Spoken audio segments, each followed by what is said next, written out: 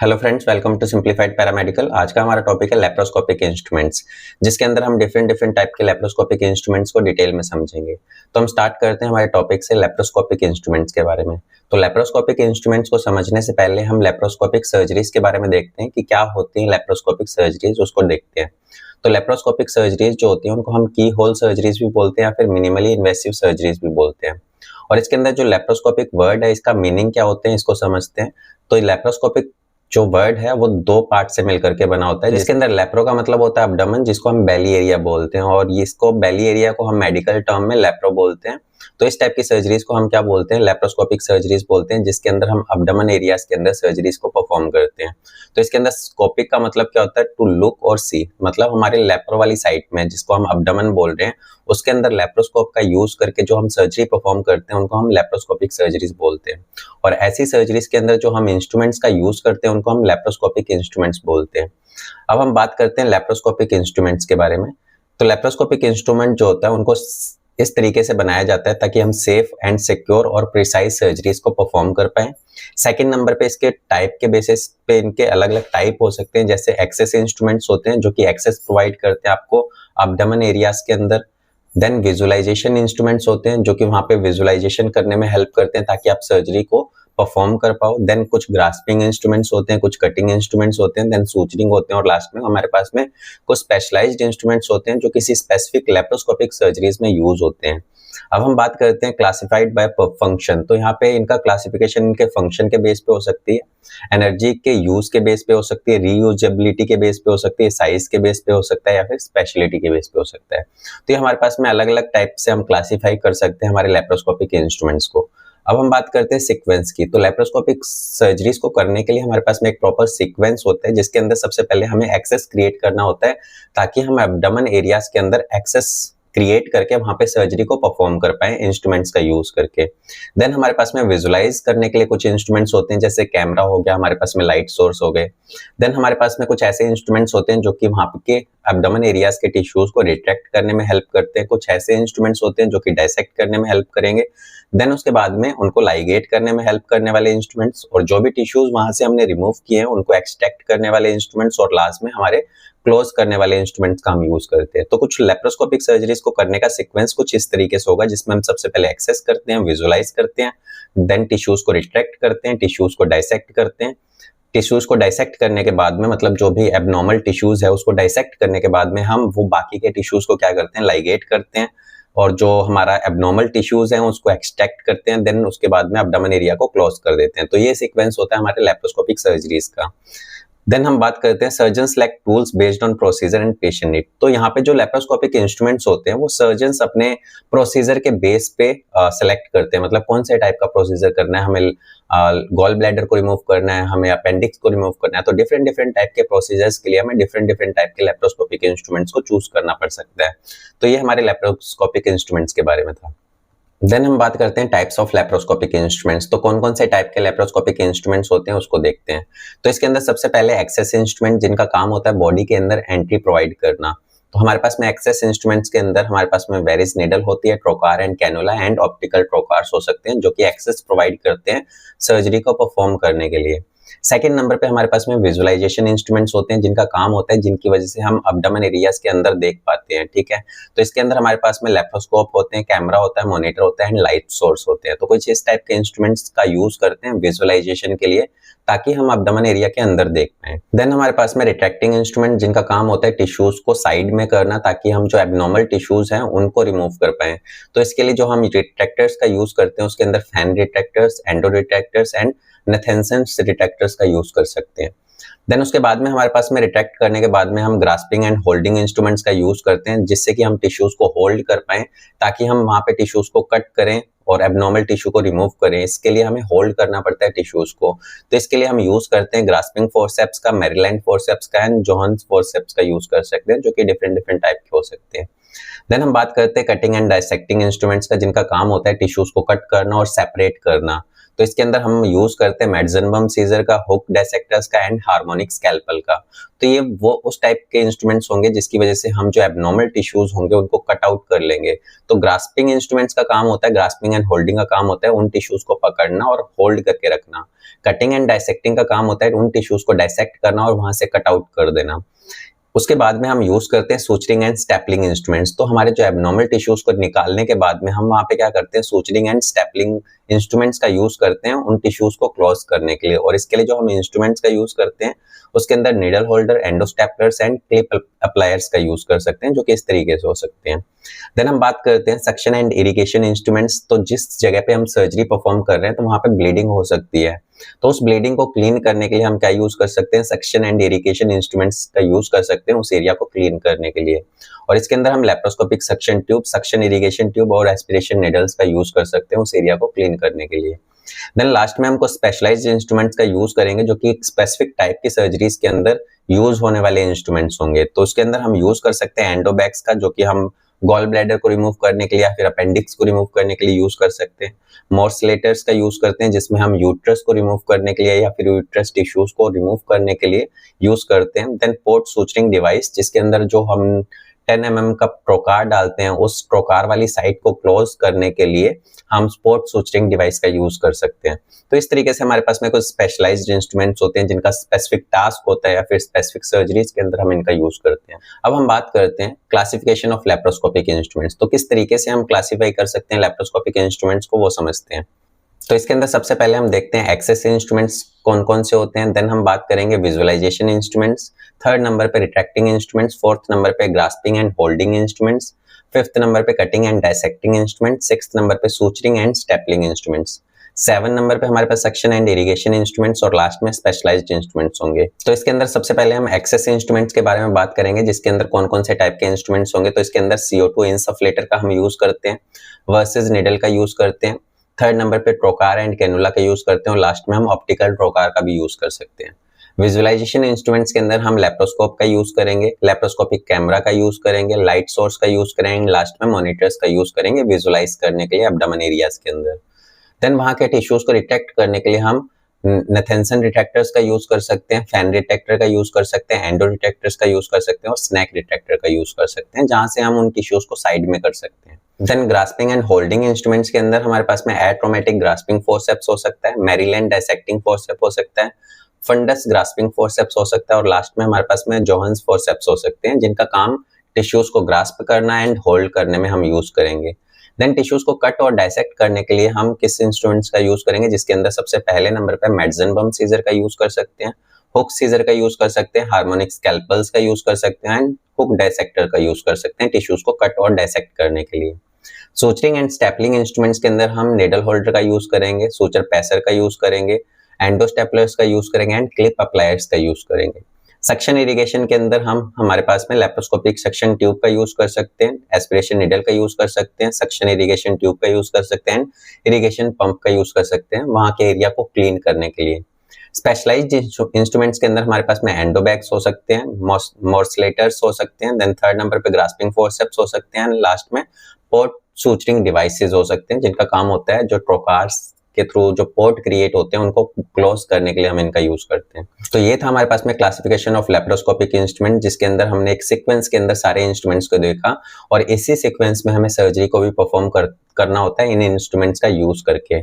अब हम एक एक करके इन एक्सेस इंस्ट्रूमेंट्स को देखेंगे किस तरीके से ये काम करते हैं, देन विजुअलाइजेशन इंस्ट्रूमेंट्स किस तरीके से काम करते हैं और किस तरीके से कौन कौन से टाइप के होते हैं और उनका स्पेसिफिक फंक्शन क्या होता है उसको हम डिटेल में समझते हैं। तो हम स्टार्ट करते हैं हमारे sequence of instruments used in laparoscopic surgeries. तो हम एक सीक्वेंस में देखेंगे सारे इंस्ट्रूमेंट्स को जो कि एक लेप्रोस्कोपिक सर्जरीज के अंदर यूज होते हैं। तो इसके अंदर हम देखते हैं the sequence is specific to surgeries like cholecystectomy. तो ये जो सीक्वेंस होगा कुछ सर्जरीज के लिए स्पेसिफिक होगा, जहां पे एक सीक्वेंस के अंदर हम ये सारी टाइप की सर्जरीज को परफॉर्म कर सकते हैं, जैसे कोलिसिस्टेक्टमी, अपेंडेक्टमी या फिर हर्निया रिपेयर करना हो। तो उन सभी सर्जरीज को परफॉर्म करने के लिए हम सबसे पहले एक्सेस क्रिएट करते हैं और जिसके लिए हम CO2 इंसफ्लेशन जो है as a first step start करते हैं। मतलब कोई भी टाइप की ये सर्जरीज परफॉर्म करनी है, हमें सबसे पहले अब्डोमेन के अंदर CO2 गैस को इंसफ्लेट करना होता है वहां के एरियाज के अंदर वर्किंग स्पेस क्रिएट करने के लिए।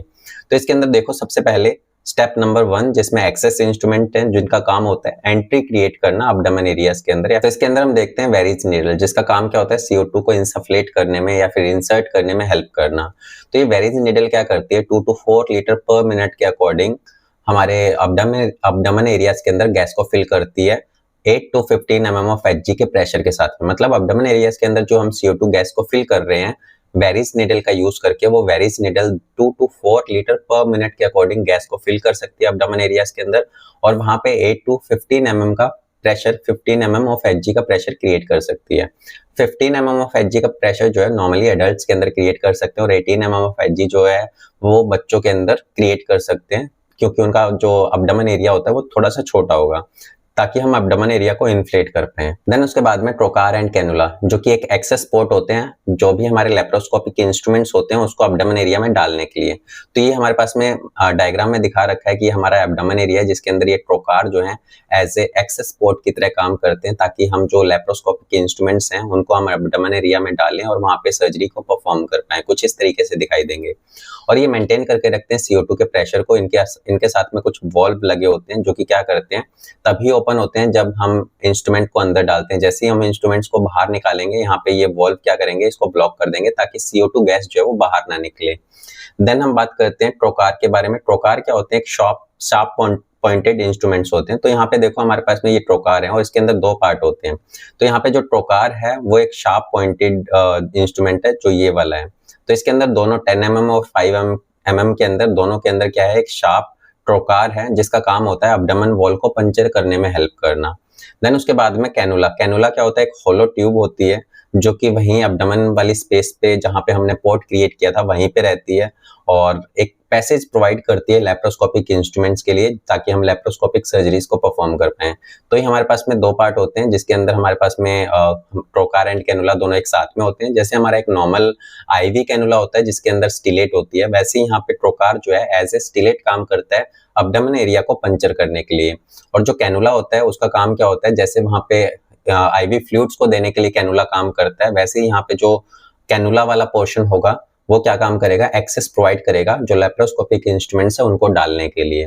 देन हम बात करते हैं विजुअलाइजेशन, जिसका काम होता है हम अब्डोमेन एरिया के अंदर देख रहे हैं, क्योंकि अगर हमें अब्डोमेन एरिया के अंदर सर्जरी परफॉर्म करनी है तो इंस्ट्रूमेंट्स तो हम डाल देंगे, बट वहां पे दिखाई कैसे देगा, तो उसके लिए हमें क्या करना पड़ेगा, कुछ विजुअलाइजेशन इंस्ट्रूमेंट्स का यूज करना पड़ेगा ताकि हमें उस अंदर वाले एरिया को देख करके सर्जरी परफॉर्म कर पाए।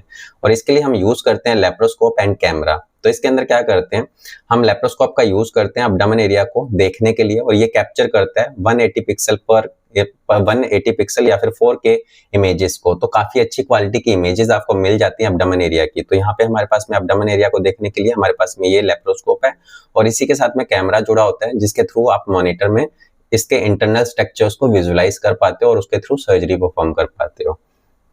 Then light source and cable. Light source and cable ensure करते हैं 3000 से लेकर के 5000 ल्यूमेंस की इल्यूमिनेशन क्रिएट करने में हेल्प करते हैं ताकि आपको अब्डोमेन एरिया के अंदर अच्छे से विजुअलाइजेशन हो जाए। अब यहाँ पे लाइट सोर्स की जरूरत क्यों पड़ती है, क्योंकि कैमरा जो होता है आपके अब्डोमेन एरिया में जाता है तो वहां पे कोई लाइट नहीं होती है, तो अंधेरा होगा, तो अंधेरे के अंदर आपका कैमरा काम नहीं करेगा या लेप्रोस्कोप काम नहीं करेगा।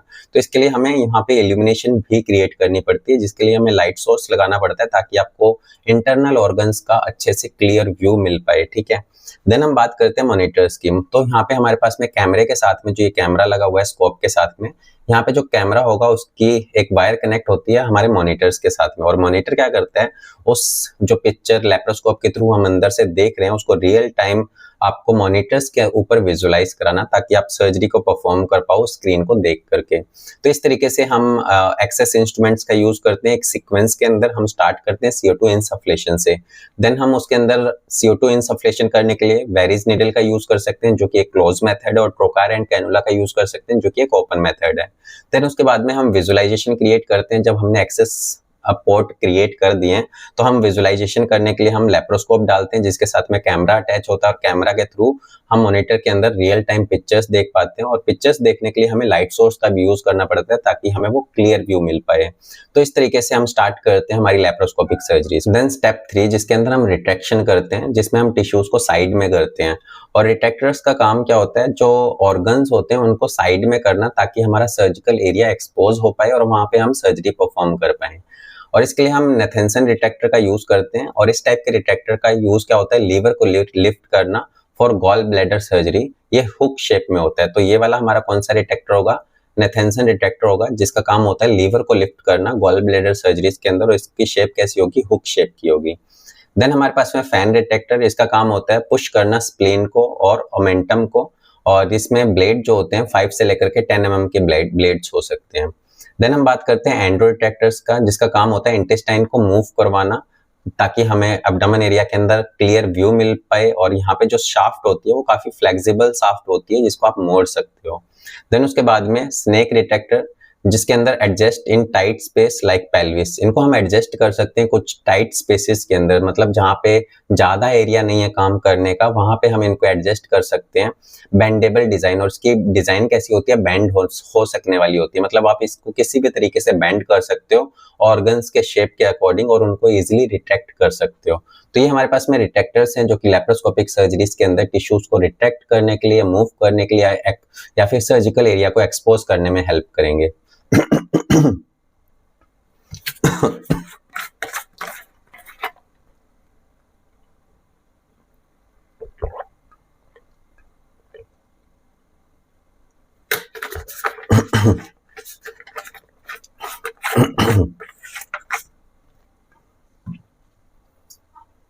ओके, नेक्स्ट हम बात करते हैं ग्रास्पिंग एंड होल्डिंग इंस्ट्रूमेंट्स। इनका काम होता है टिश्यूज को होल्ड करना ड्यूरिंग सर्जरीज।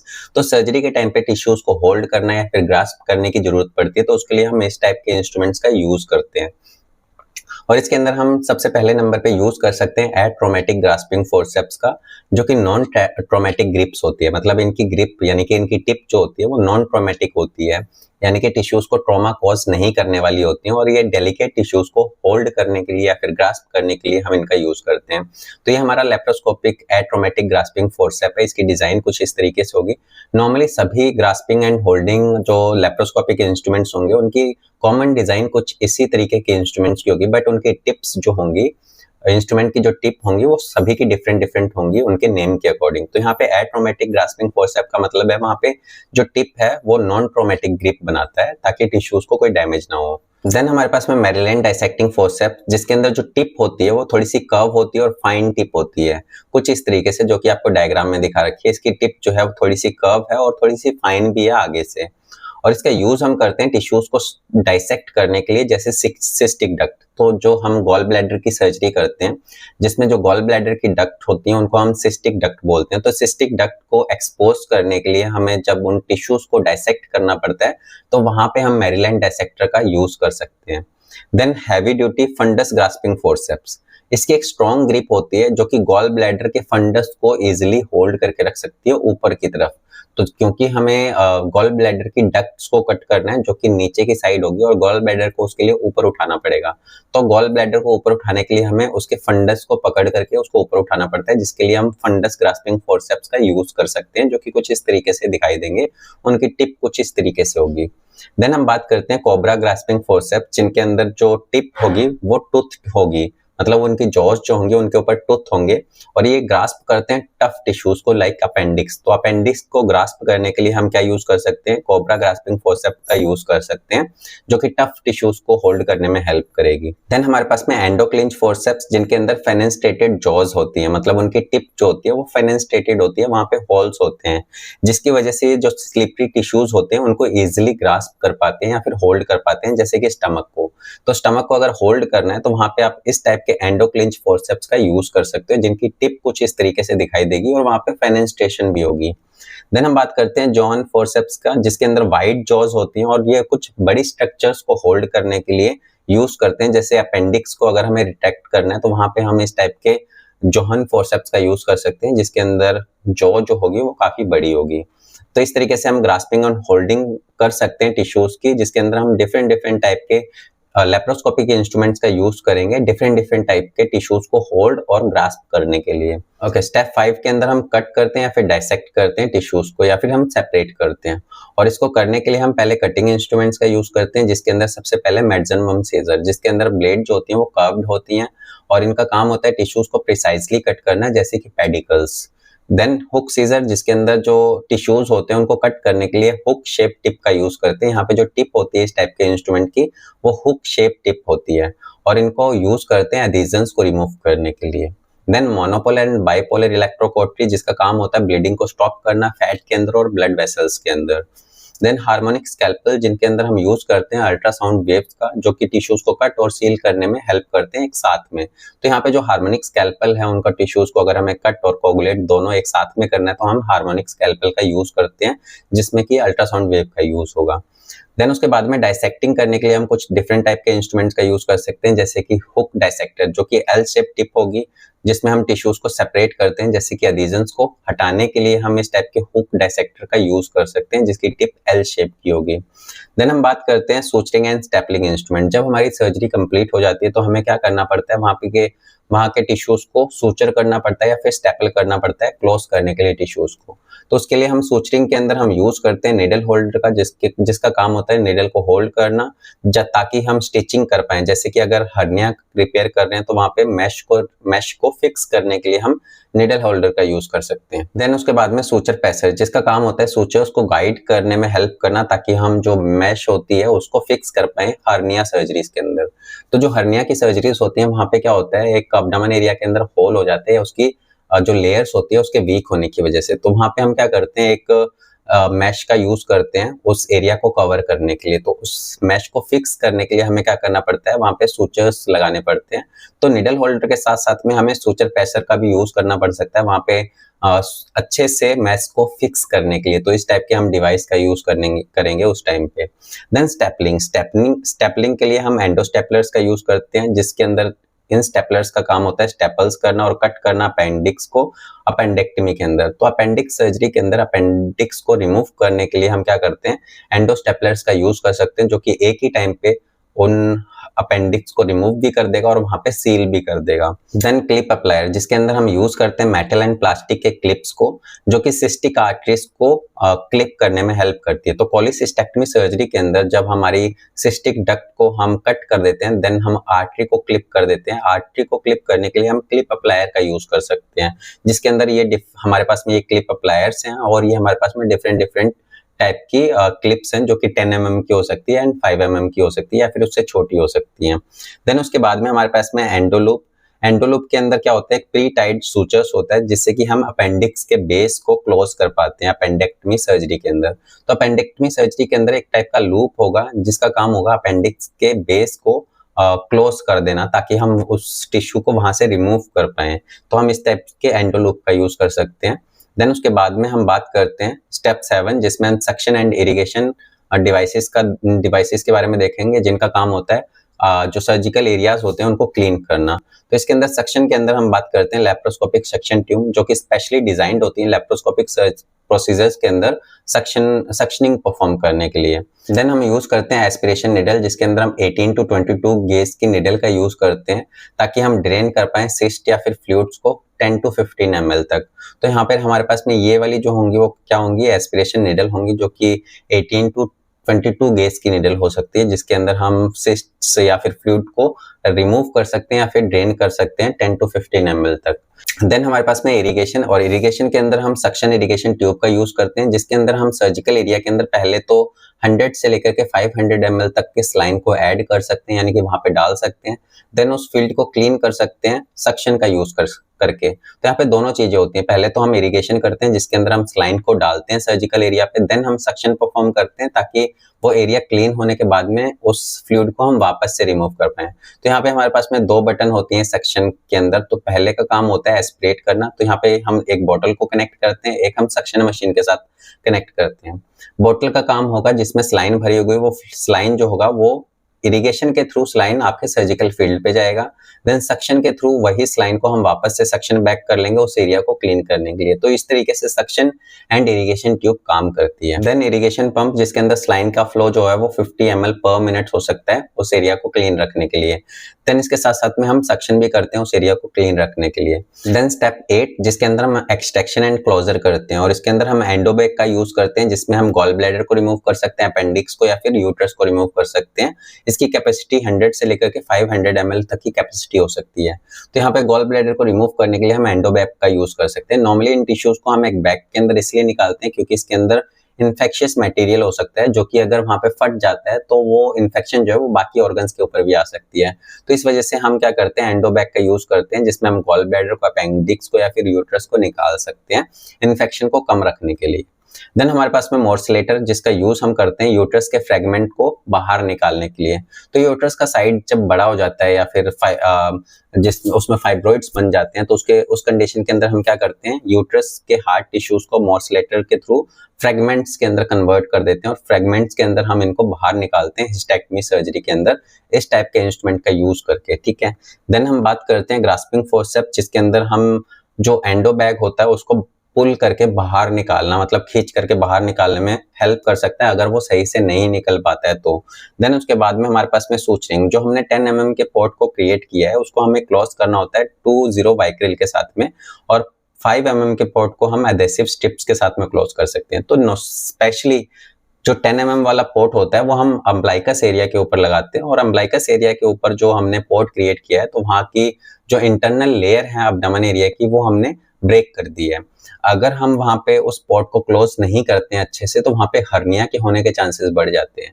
तो इस वजह से हमें जो 10 mm वाला पोर्ट है जो कि हमने अब्डोमेन एरिया के अंदर अम्बलाइकस के पास में डाला है जिसके थ्रू हमने लेप्रोस्कोप डाल रखा है, उस वाले पोर्ट को हमें क्लोज करना होता है सूचरिंग करके। तो इस तरीके से हम कुछ सूचरिंग करते हैं जिसके अंदर हम सूचर पैसर का यूज कर सकते हैं और उसकी हेल्प से हम इंटरनली इस लेयर को क्लोज करेंगे ताकि वहां पे हर्निया के चांसेस ना हो।